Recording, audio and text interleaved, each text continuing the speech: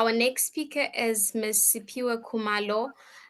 Ms. Sipiwe Khumalo is a qualified public health pharmacist specialist with a master's degree in public health, pharmacy, and management, as well as a Bachelor of Pharmacy from Sefako Mahato Health Science University and Tshwane University of Technology. Sipiwe is passionate about empowering and mentoring young talent, which is reflected in her book on academic redeemed. She has contributed her expertise to various organizations, including serving as an AU Bingwa for the Africa CDC and UNAIDS global funding. Currently, she holds the position of Secretary for the IPSF African Region, where she continues to make impactful contribution to public health and pharmacy. Ladies and gentlemen, please help me welcome Ms. Sipiwe Khumalo. Over to you, ma'am. Thank you so much, Ms. Walu. I would just like to acknowledge all the event coordinators and everyone who is in this room in this wonderful afternoon or evening or morning, depending where we are. So my presentation in this wonderful day is just going to be very brief. I'm not going to be really talking about the path of career, but I'm more going to talk about our roles or things that we can do, or our participation in the NGOs or any organizations, or taking spaces in leadership. So, okay, the introduction, it goes as follows. So as we are all here, I know that we are all dreaming of becoming something big one day. We have this vision about ourselves. So I was once in those shoes where I saw myself as this big girl that one day I shall be big. So before anything, I just want to say that I was just a girl with a big dreams that they were beyond my horizon. I mean, you can imagine when you are from the villages and you are just dreaming this huge, and it becomes so much impossible. With this introduction, I'm trying to tell everyone that your dreams are very much valid. It is okay for you to dream, and your dreams are so much valid. And currently, I am serving as the secretary for the International Pharmaceutical Student Federation, which is in the African region. And what sparked really my passion for this, to participate in leadership positions or in the organization, especially in as far as pharmaceutical student federations are concerned. This was when I attended my AFPS symposium in Tanzania. I had an opportunity to lead a panel which was talking about system strengthening. That was one topic that was so close to my heart. As you may all know, we were in the season where we were hit by COVID-19 and a lot of things that were happening. So I just really wanted to understand. So, Sabi, as the previous speaker say, that we must be surrounded by people who anchor our motivations, who give us motivation. So that's where my motivation arose in Tanzania. And it was during that time of just the pandemic. And what happened also with the pandemic, I think as a pharmacist, because I am a pharmacist by profession, I was wondering to say that what is it that I can do? So having to see the vaccines being approved for emergency use, it sparked a lot of questions to me to say that, but the trials, it is really not the end of the trials. The trials were really not fully done. So that is where like I started to develop the passion for policy developing. May I please have the next slide? So with just education, I'm not going to say the qualifications, of course, but I want to share with you how my journey started, or how I began with my journey in the organization. As I've mentioned, that I'm just here to encourage everyone to say that some of the content you may not be able to receive them in the classroom, but you might be able to get them when you engage yourself in any other organization, depending on the sector that you are in. So my journey with IPSF, which is the International Pharmaceutical Student Federation, begins as I started to be the contact person for the South African Pharmaceutical Student Federation. So you might ask yourself, what is the contact person? So in simple terms, I was just the spokesperson of the Pharmaceutical Federation in South Africa into the continental level. So I had to make sure that whatsoever that the region is doing, like for example, when we had a case where we had humanitarian crisis, we had to write a statement to the IPSF, and IPSF had to take that statement and they read it into the World Health Organization. So that was just all my duties that I was doing. And then now I grew and then I ended up becoming the secretary. So through my roles, I have gained quite a lot of experiences. Some of the experiences that I don't think that in as much as I'm holding my master's, I'll be having, because when you are at school, it's all just your theory, you don't really get practical work. So I've learned to write policies, developing policies from the scratch, like from understanding different kinds of policies. You know, you have your green paper, you have your red paper. So it's not each and every is to be passed. So how do you distinguish between those two? So I've learned that to develop them, and also writing statements and also advocating for that particular work. Like recently, I have been elected to become one of the delegates for the World Health Assembly, which is the World Health Organization gathering that takes place in Geneva in Switzerland each and every year. So this year I've been awarded that opportunity because of this background. So you can see that it's not necessarily about how many degrees you have, how many certificates you have. And I also want to emphasize that I'm not disputing education, but it is also the part of you having to engage yourself and be like actively participate in things, that will grant you like more of experience. Like as our former speaker was saying, that just go out there and volunteer, and you'll see that you will gain experience that your books can never give it unto you. And when you write your experience there on your CV to say that you've worked for this, you volunteered where, because each and every time, believe you me, when they have to hire you, they look at your experience. What is it that you are bringing? So, being part of this organization, it helps you to develop your soft skills.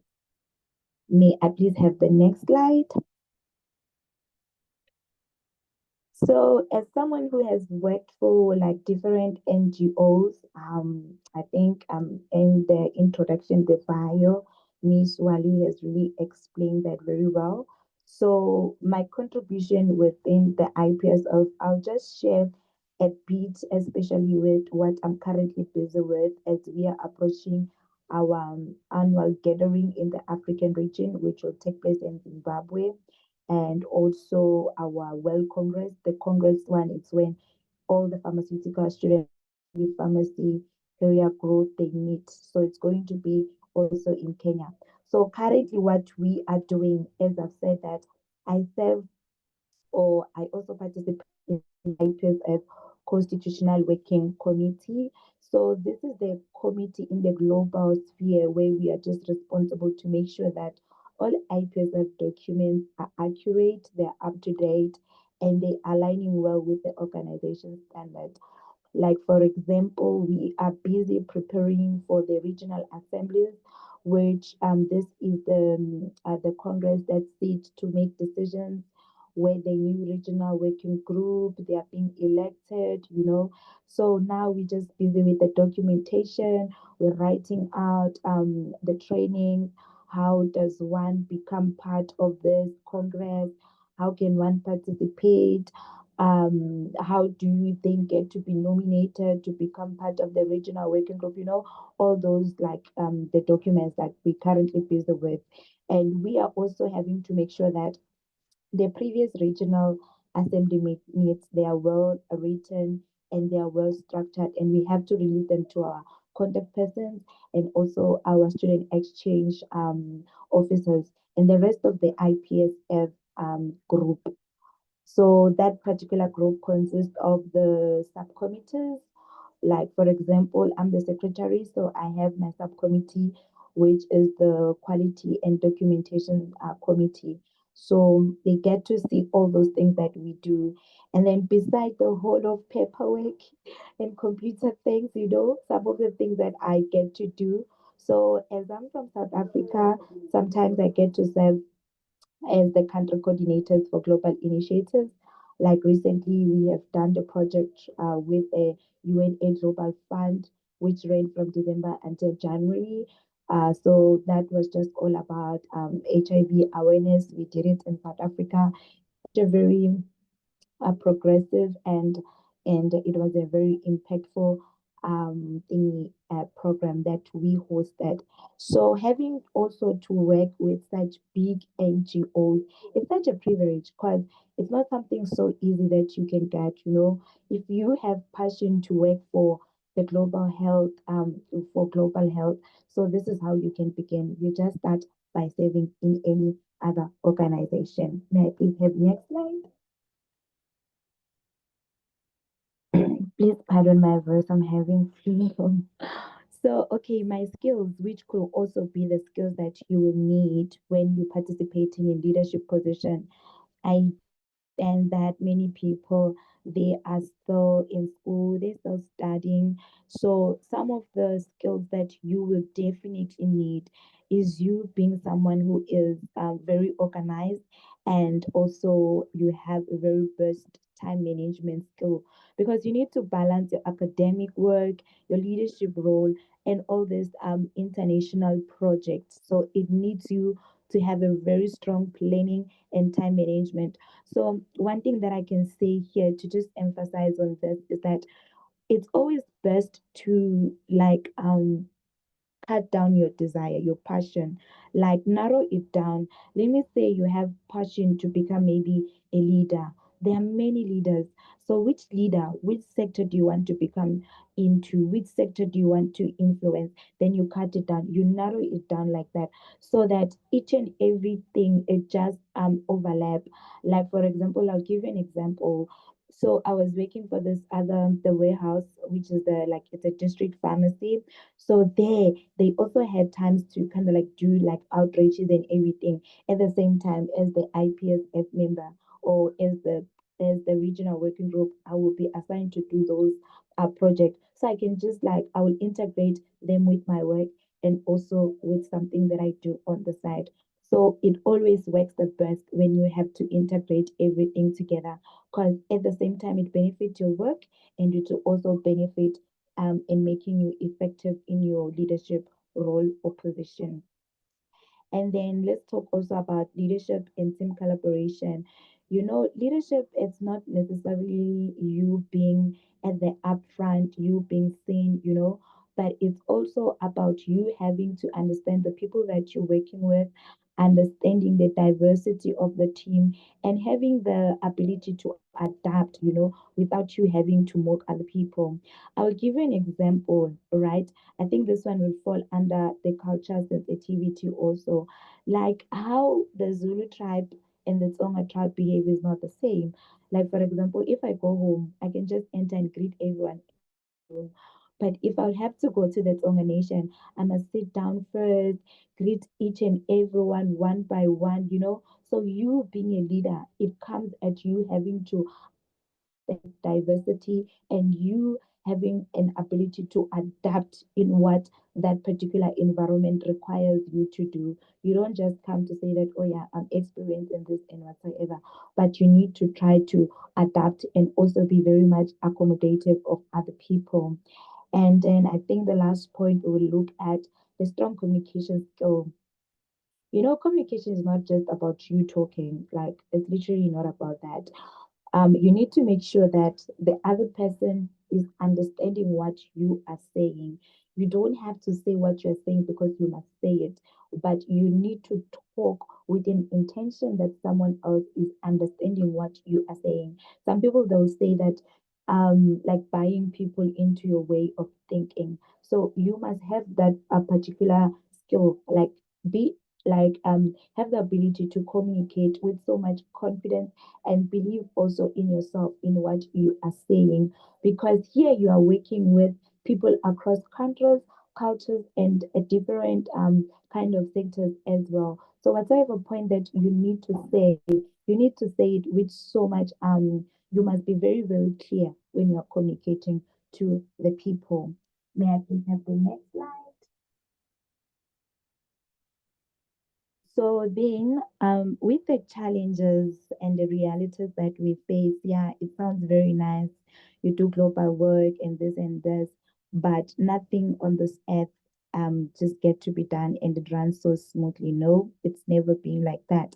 Like as I said, that you need to time management. So the challenges that you are highly likely to face are challenges that relates to you having to find a balance between each and every responsibilities that you are doing, and also navigating cultures and communicating different in the global team way. You know, one thing that I've really realized is that our Asian people, right? To them, all you need to do is to smile. It doesn't necessarily mean that your smile is real or what. You just need to smile, and that to them it means something. So to navigate that cultural way of doing things is always a challenge, because sometimes you must, you know, some people will say, I'm not a fake person, so I can't be smiling even if I don't want to smile, you know. So you must leave those things, because now it's not longer about you, it's about you having to create an environment that will work the best for you. So navigating those culture and communicating different is such a huge challenge, or it was also a huge challenge for me, of which is I'm still navigating around that as well. And also the environment has so much pressure, like there's so much pressure in the environment, because the different time zones, you know, even for this meeting I had to ask what is the time zone, because I'm just so used to say, other people will say no, it's still morning on my side, and I'm just like, it's 12 o'clock on my side, midnight, you know. All those things, it takes so much pressure. So meeting up with the deadlines, having to always have meetings as well. You know that as a secretary, you must always also be up to date. So those are like kind of like challenges that I always like face. Then let's look at you. How do I handle the stress and pressure, right? So I always, most important thing that I do when I enter into a space or any room, also yourself, always identify to say that why why did you start this? Why did you enter this room? Because that's what will help you to keep your fire burning and your passion, you know, and that's what will make you to be very much driven despite of what is happening. So my why always like help me to handle all the pressures and come back to myself, you know. And then the other thing is that I have also learned to take breaks, you know, short breaks, you know, having to spend time with your mentors, with fellow leaders, you know, it's also very important, because sometimes we get to be so much consumed at what is next, our to-do list, what is it that we should do? Oh wow, no, I'm having deadlines and this, and we forgot also to sit down and we reflect, you know, to say that, oh, what impact have I made? I've done this presentation. How many people have I impacted? You know, instead of us having to end up being overwhelmed to say, oh, this. So it end up like you even end up as a person. So most of the time I take breaks, I breathe. It's either I go out or sometimes I just take my books. I love reading them most of the time. Sometimes it's also a good way to be with my mentors, because they help you to also like redirect yourself. Because while we do things, sometimes we really don't realize where we also doing wrong, where now we are not doing it right. You know, sometimes we get to be too driven and being swallowed up by our dreams and our vision. And another thing is to stay grounded by planning ahead, setting priorities. There's something I also wanted to share with you guys. So there's this quadrant thing that they taught me in my master's, in as far as planning is concerned. So you see how you will write, is it a quadrant? Yes. So your first quadrant, they will say that those are your first priorities. Then there will be things of emergencies. So you don't really have to always prioritize, like because some people most of the time you will say, oh, this is emergency, but when do you really get to do things that are important? So like planning ahead is always a good thing, and setting up priorities, assignments that are priorities, not necessarily emergencies. Because once you have like your priorities set straight, I think it will also minimize you having to do things because it's just like emergency and you must just like do it and get over and done with. So yes, that's how I handle my pressures. I handle stress and pressures. May I please have the next slide? So now I think someone might have covered this aspect. I think Gift might have covered it, but some emerging specialization in industry trends in pharmacy, especially as far as global health is also concerned. These are global health policies and health diplomacy. So we have really never seen a lot, especially on a pharmacy side, where we see pharmacists sitting down in the global scale and talking, it has always been a thing of no, we just end up over there, or we are behind counters and all those things.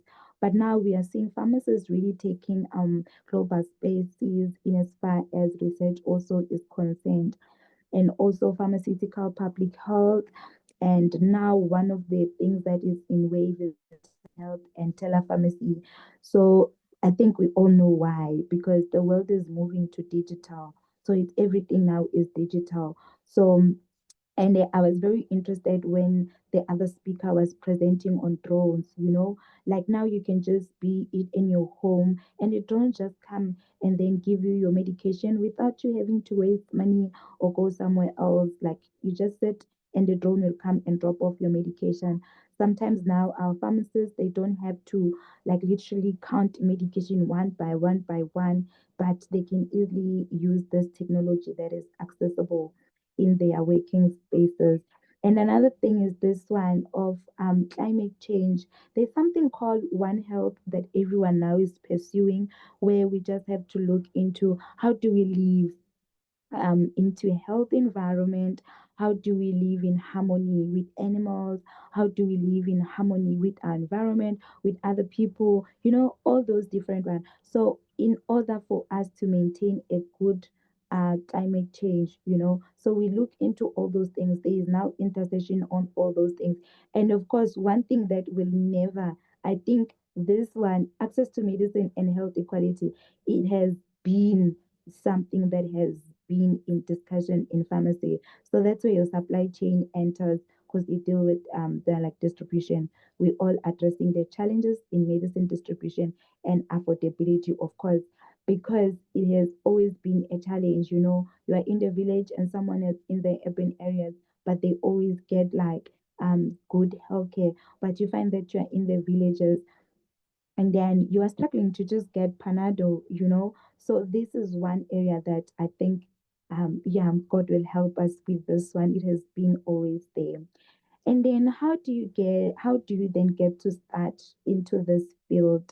As I've said that by qualification, I'm a pharmacist, but I am one person who has been privileged to serve in different organizations. So one thing that I want to encourage everyone who is in this room, always know that you can go to university, you get that degree, but then like you still need the experience.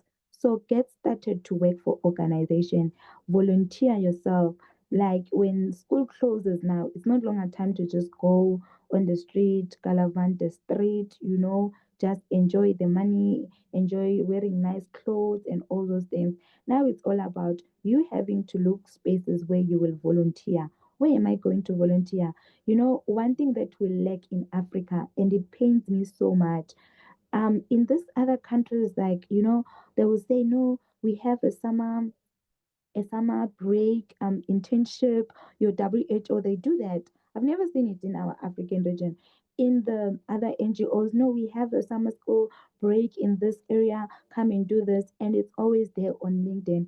So if perhaps also with us, we can look for such things, and sometimes it might not be advertised. Let me say you have identified your passion or where you want to be, just go knock on the doors, tell them that I'm interested in doing this. Volunteer with NGOs, hospital unit, your global health agencies. I think also UNICEF, You always like go there and just say that I would like to volunteer. And another thing, with internship, not just also volunteering work, with internships also, if you're interested in health, please go to your WHO website. They always have internships there, like your 6 months internship, your 3 months, and they're paying really like good. Like it's really something, like it's really a good money. So and when we are young like this, there are some privileges that we have, because even some fellowship they'll tell you that you must only be between 18 until 30. So perhaps we can also learn to, what do you call this? We can also maximize those opportunities in our age group as well. We take advantage of that. You know, there's a scripture in the Bible that I love. It says that you must do things while you are in your youth. You know, your youth days are very privileged to you, because some people they can't do these things. And by the time you write your CV, it's like 5 pages or 7 pages, and you only have what? You only have a diploma or a degree, right? So please go check that out. Your seek internship and volunteering work, and also fellowships. And I also want to say that please also maximize this opportunity, as the event organizer has to say that there will be speakers speaking here. If you identify a speaker that you've seen that, you know what, I resonate very well with this particular speaker, go on LinkedIn, search for them, because we might not have really something that help you directly from ourselves, but we might know someone that might assist you, and some of the things that we share might be things that really like assist you. And one most important thing is to attend conferences and webinars. If you have identified that I want to become a medical doctor, attend webinars where doctors they gather, attend conferences where doctors they gather. You get to see that, oh, okay, this is what is in the industry, this is what is currently happening, and you will never know. Then that's where the desire comes in. You can never desire something. A wise man once says that you can never be where your mind has never been. Your legs can never take you where your mind has never been. Meaning that your mind is the one that needs to first travel before your legs can reach there. And how does our mind work? Our mind work based on what we have, the information that we have, right? So I encourage you participate in student organization or any organization that will be beneficial. Also seek internship, volunteer work, and also attend conferences. May I please have the next slide?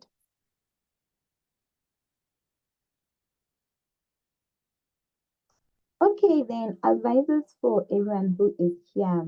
One thing that I really just want to say is that your background is not your limitation, it's actually your foundation. That's where your treasure is, like, because where you're coming from is not where everyone is coming from. We all coming from different background, and that is one thing that will determine also how far you thrive if you want to thrive. But if you want to look into your background and then you begin to despise yourself, then that will be the problem. But your background should serve as the fuel for you to accelerate like big ladders and climbing like huge ladders. And there's this thing I really like to say is that greatness is not reserved for selected individuals, right? When I was in like still high school, primary, university as well, I want to tell you, I was one of the most despised person ever. And today, by the grace of God, of course, to travel the world. And people that we say that, oh yeah, they are smart, they pass with cum laude, oh yeah, they do this, they are also doing their best. But what is it that has made me to really thrive so much? It's because greatness is not reserved for only few individuals, but it belongs to any person who is willing to thrive. You show up and you work towards your goals each and every single day. And how do you really do that? What is so important is for you to have your daily habits. Like, your habits. If now you sleep at 9, let me just say you sleep at 9 and you wake up at 10 and you don't have any schedule, you don't set your time to say, oh, this is what I want to do. I'm reading this, I'm reading that. It's going to be kind of like difficult then for you. You will just live in the dreamland. But when you have habits, you have a habit that aligns with your goals, you have habit that aligns with your where you see yourself in the next coming 10 years. And I want to say that when we say that the future is bright, I think this is another thing that has really got a lot of people to say, yeah, we have a bright future. There is no future that is bright. It is what you carry with you today, the light that you carry to your future today. And what is that light? It's your daily habits, what you commit yourself to do every day. If every day you wake up, you just watch Netflix and you sleep, you watch Netflix and you sleep, just know like your life will be Netflix. Just know that your life will be Netflix. But if you wake up every day, you have a schedule to say that these are the habits I want to do because I want to become this person who's great. You can ask me, but how do I know the habit that makes a great man? So go, there's this guy called Vusi Tembekwayo. He's very like good also in teaching about habits. There is a book on habits that you have to develop if you want to become a successful person. So there are certain habits that you must do. Like one man who was a former president, Barack Obama, every month he was reading two books. And the reason he was doing that, he was saying that I am a leader. So every time when I speak, I need to speak something with substance and things that make sense. Because our mind, we increase the capacity of our mind based on the information that we feed ourselves each and every day. And I want you to remember that success is not about where you come from.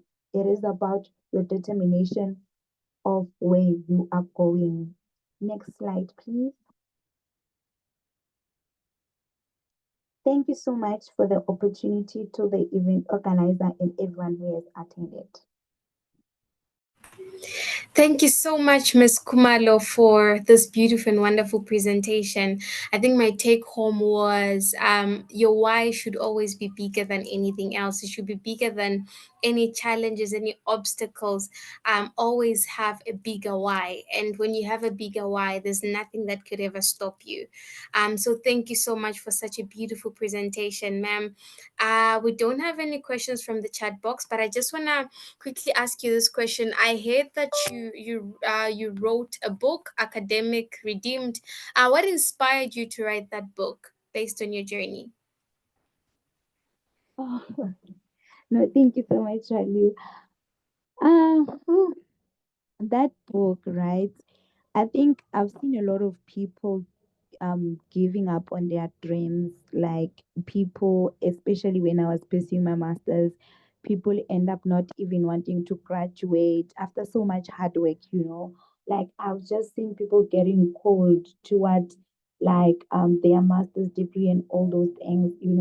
So it just got to me to say that there are so many people who are giving up actually, even in their life, even in their dreams. So how then can I assess? Then I wrote the book. It's more of like a devotional book. I share a lot about the importance of community, what role does the community play. I think if I'm not mistaken, you've constantly heard the way to say that no, be close to people who are of the same mindset as you are, because that is very important.